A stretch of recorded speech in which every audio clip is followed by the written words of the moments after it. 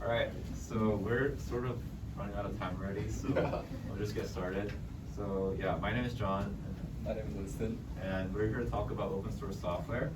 And one quote that Winston actually found from David Sachs, he's like a VC person from Silicon Valley, and he had like his own software company.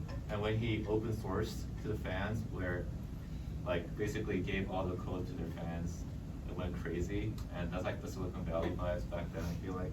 So I think if you're not sure about what open source means, we'll delve into it, but that's like the general sense. And yeah, if you want to. Oh, that's just. Yeah, it's something good there. Okay. Yeah, so we're John and Winston. And yeah, so imagine this. You're a CEO of a very popular social media company, and you have a very powerful recommendation algorithm, but it is way too complex. You're the one to blame for all the different social problems arise because a single company cannot understand all the complex social indications and intricacies of human psychology. So now, one solution could be to open source your code, this algorithm. And this will give you free critique, and it will also make you bear less responsibility. But this puts your company at a risk because everyone else can just look at your code and copy it and launch their own social media company. So what do? And just to break it down very simply, you have two choices. You can just keep it internal as is, how it's going on right now, and sort of share what's going on. And these are the two factors. You'll probably get more criticism if you stay, and less if you share. And also profit follows the same trend. So by a show of hands, who would just keep it internal and figure it out yourself? Yeah. Okay, that's like half of it. Okay, so I guess the other half is willing to share? Or are you thinking of a third option? Okay, 50-50. That's great because yeah, this is like the spirit of open source of trying to, distribute the responsibility and also control to the people. So really the question we're trying to get at is, what is the best way to deploy and develop like transformative technology, specifically AI, now that it's so important?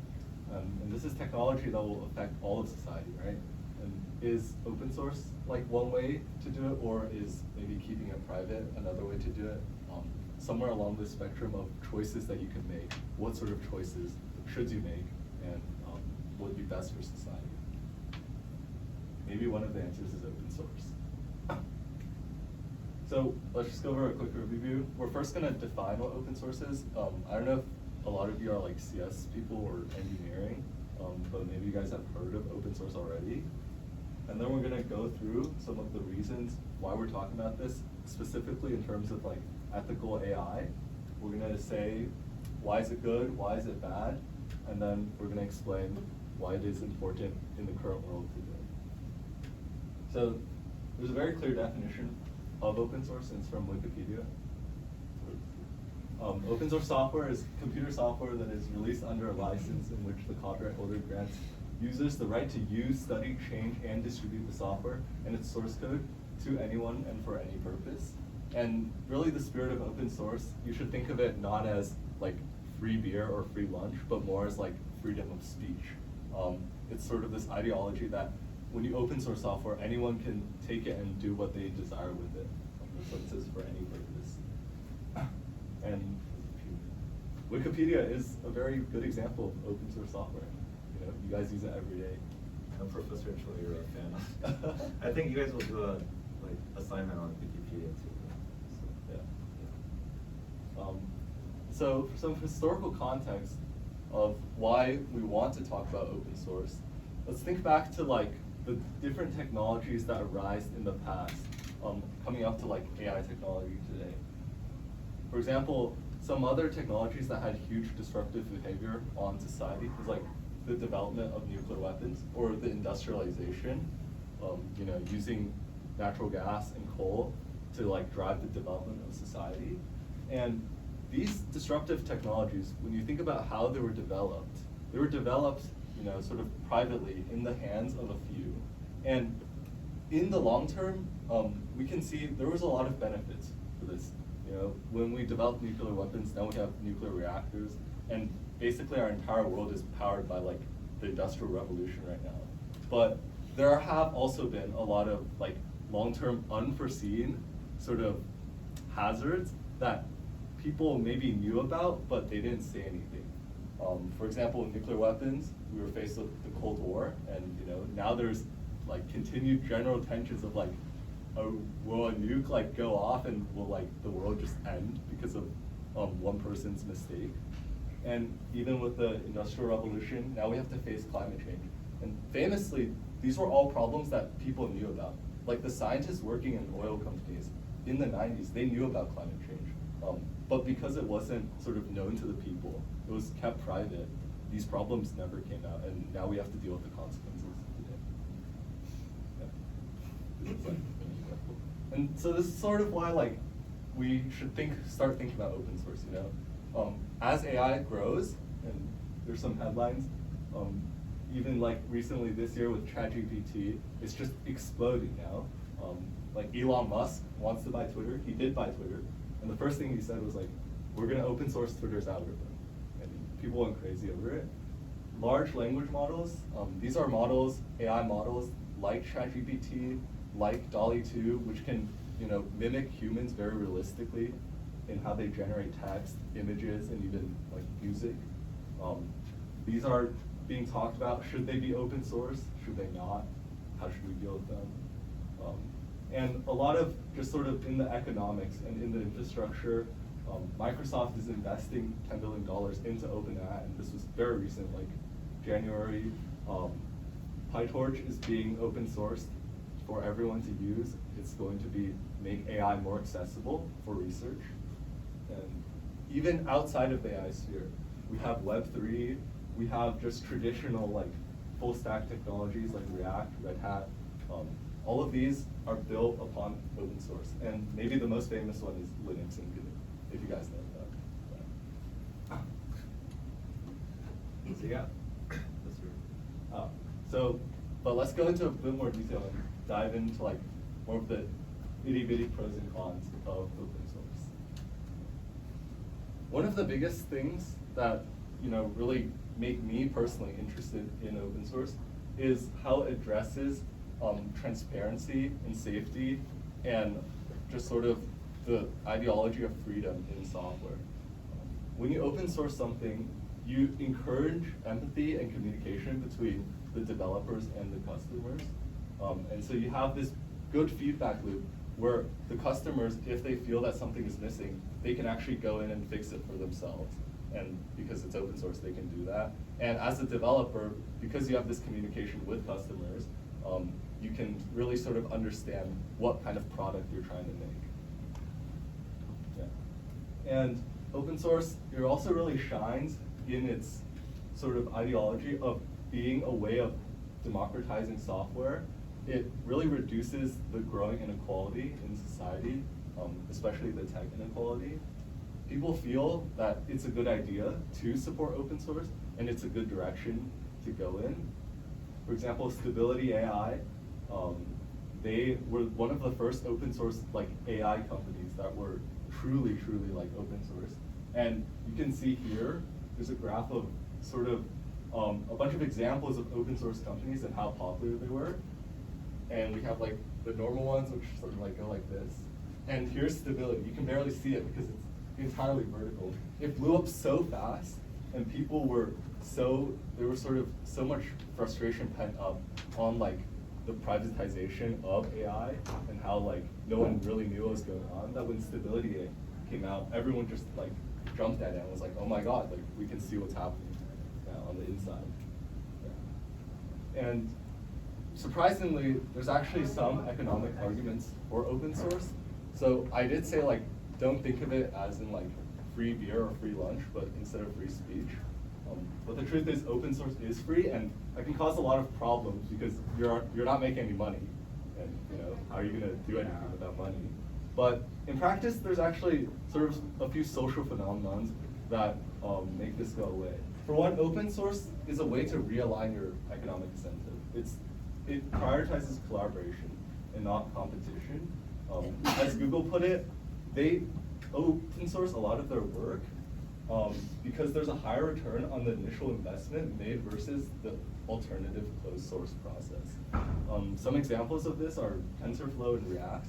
These were all initially open source, and they were able to grow because of the community in ways that never could have happened if Google had just kept them private internally. Unfortunately, it is also, like, open source is not like the most ideal thing ever too. There are a lot of problems despite what I've said. If you are pure open source, like truly in the open source ideology, you're essentially working for free, and this is not economically sustainable in the long term. Also, there's some problems considering about like letting everyone access it. What if you have certain people whose intentions don't align with the common good of the people? How do you deal with unethical people that get into the system? And what does giving governance mean? Like, if you truly just like gave some very important piece of software out to the world, like for example, like how to build nukes, and you just open source it, it could be really dangerous because, you know, we're sort of just inviting chaos into this piece of technology that really should be regulated by a government or some central government body. And yeah, just have to go through that. Yeah, so Winston talked a lot about like the pros and cons of open source. So just to bring it back to what's going on today, we can break down the problems in AI to three different categories. And there's a small shout out to Sam Altman, and he's the CEO of OpenAI, which he just used all the tools in the previous session, so ChatGPT, DALL-E. So let's see what he's saying. So 3 problems. The first one is obviously the distribution of wealth. And we can sort of already foresee this because we've seen many technologies come before, like automation, that really concentrated the wealth. And it is a really big policy problem as well as incentive problem to how to keep these companies making and building, hiring people while also not letting them get too rich. And then the second one is distribution of access. And DALL-E, which is also by OpenAI, an image generation model, was actually closed in the beginning, but they opened it up recently. So what they did in the beginning was like have a wait list for people who they actually trust that won't like blow up the model, and then they slowly release it onto the world. So there's a question about who should you give access to.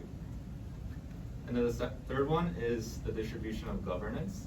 And this is sort of like the last and very complex problem, I'd say, because this really deals with like the whole government and, you know, like potentially at a global scale too. So just to give an example, there was a blueprint published by the White House pretty recently, and it was very broad and high level, but it was giving like a path towards how to build technology more sustainably and more fairly. So here's the question. Is open source the way to go? How does open source spirit fit into solving these 3 problems? And if not, if this is too if this is too far-fetched, what is the realistic version of that? Is there a better way? So I think the spectrum is one way to think about these problems. Like, in one hand, we have the reality, or like Monopoly character, sort of, is going on. And there's the other end of the spectrum where open source, where we trust the people and sort of transcend capitalism. And I know, this is like very far-fetched, but that's the other end that we, you know, in an ideal world. So this is like a reflective question to ask us. Where does your ideal future lie in this spectrum? And we can go through it one by one by answering these questions. So the first is wealth again. And as I said before, the end game, like the ultimate form of AI, is probably superhuman that can do all the tasks that we don't want to for us. So there will probably be jobs that are, you know, happily replaced by AI systems, and people can sort of work on their own things. And what this causes is like mass automation, right? So it will concentrate a lot of the productivity gains, and this also means concentration of wealth in the capitalistic societies. And what we see right now, we see like AI models being published in like builds like every day, so it's super fast paced, and this is hinting at a potential for massive wealth inequality, and this is really asking if like capitalism even makes sense, and what's the best way to go about distributing wealth equally, and does wealth even matter at the end? So I hope we can get into like small group discussions for 3 minutes, and I think it'll be interesting because I feel like every person has a different like ideal future. So hopefully everyone can, each person can share like where their solution lie in this line, and then hopefully come to a consensus as a group and share to the whole class, and we can compare like, you know, where people are thinking in this. So Please yeah. discuss.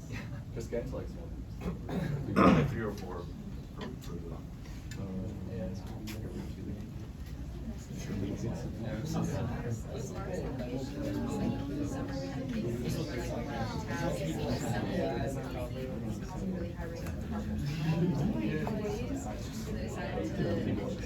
Oh,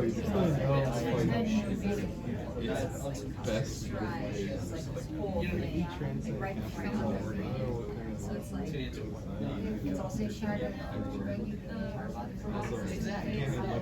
part of it's really hard because it's, you know, good, the grand scheme of things really I don't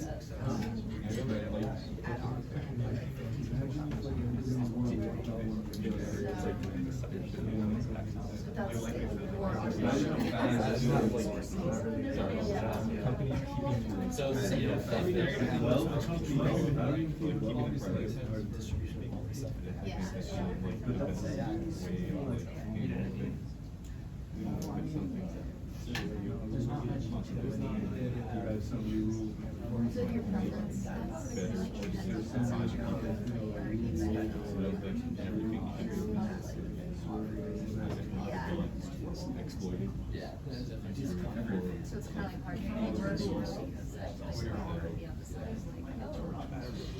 I think they'll keep us right now, honestly. I don't know, like, what's like the solution for that though? Like, what's the best way to accomplish that? I don't know. We're not gonna be great. But for the individual release, like, maybe like compromise would be yes, but like not just that you can like distribute like create your own things. All right, I think we can just wrap it up. We have 2 more to go. We're running out of time. Guys. Okay, thank you.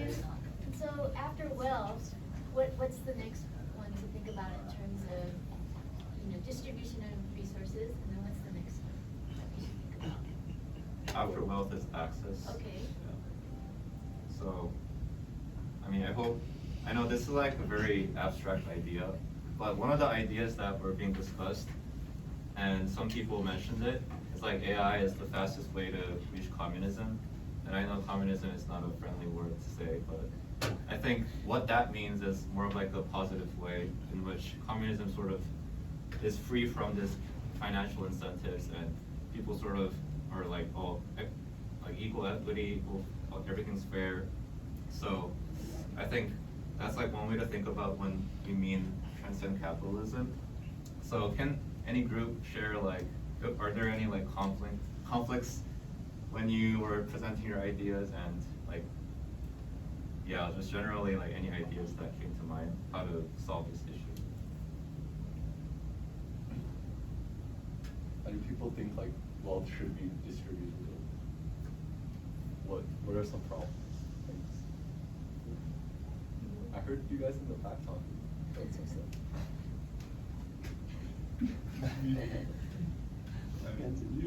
I mean, Greed, right?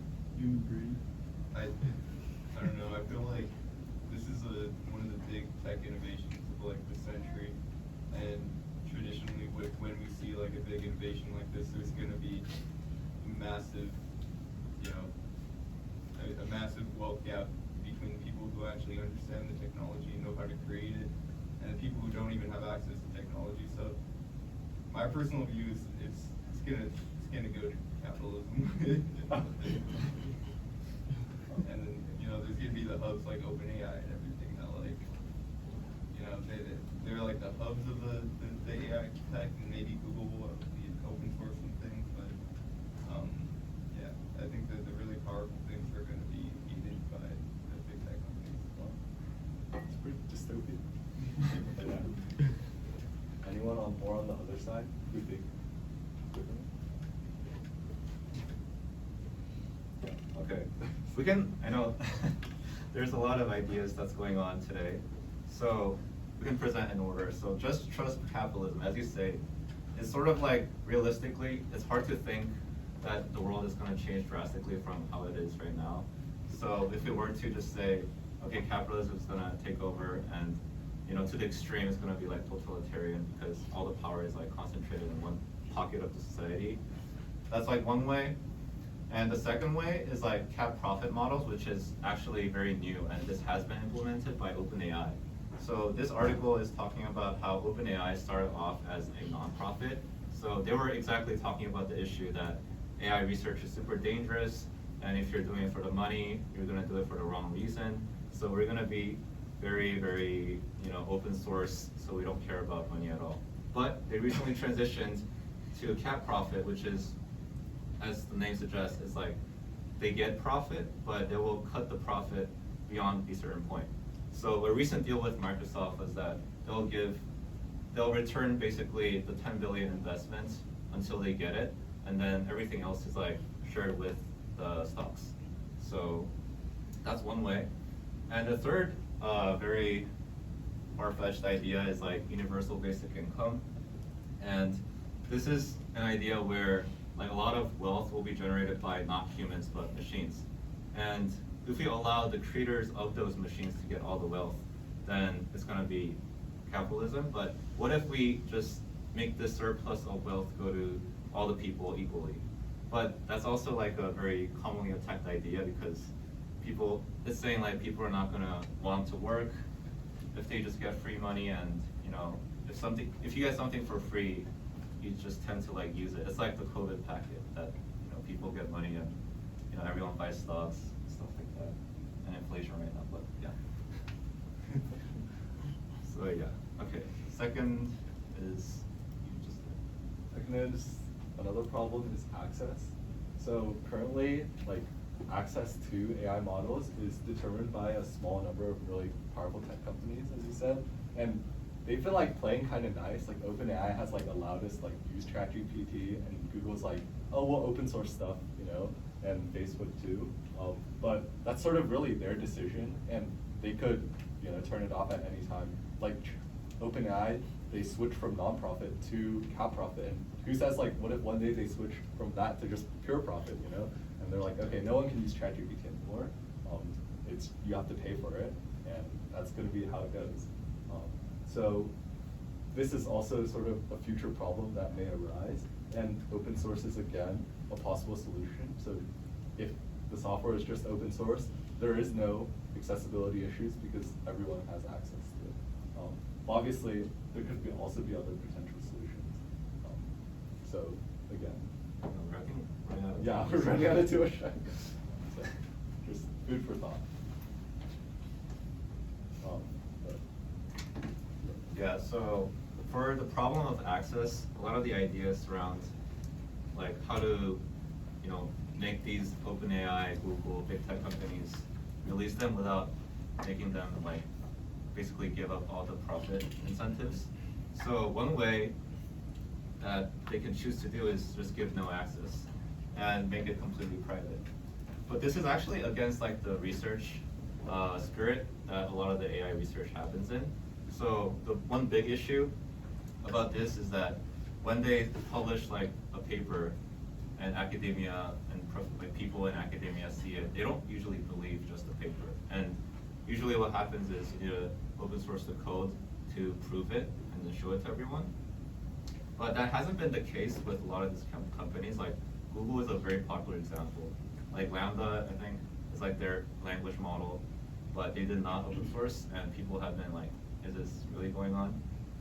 And yeah. And then the second one is doing paid access. So certain people can actually pay to get these technologies in hand, But this goes right back to the wealth problem of, oh, like people with all the money, they're gonna be the ones who's getting the first, and this just exacerbates the problem. And a third very popular way to do this is an API. An API is like a gateway where you can access the model without knowing what's going on under the hood.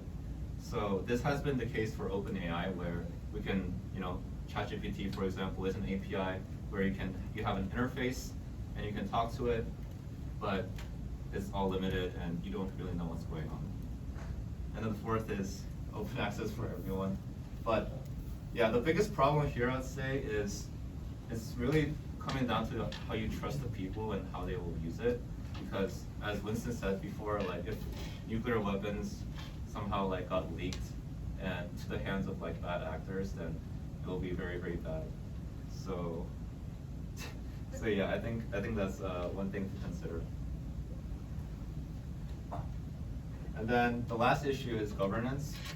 So we can probably think that the AI systems and AI field as a sector today is very, very new, and it's unregulated because usually the law and policies, they have very powerful impact, so people want to get it right, and it takes time to consider a lot of things. And this asks the question, should there be a overarching governing structure for AI tech specifically? So if you look at the history, in the 20th century, the food industry was getting mature, and the FDA was created to ensure a trustworthy and responsible relationship between consumers and producers.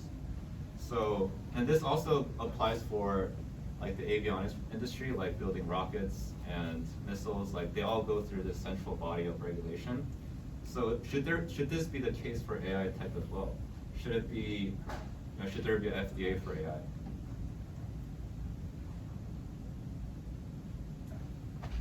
And a lot of things that happen today is you can see on the news all the time.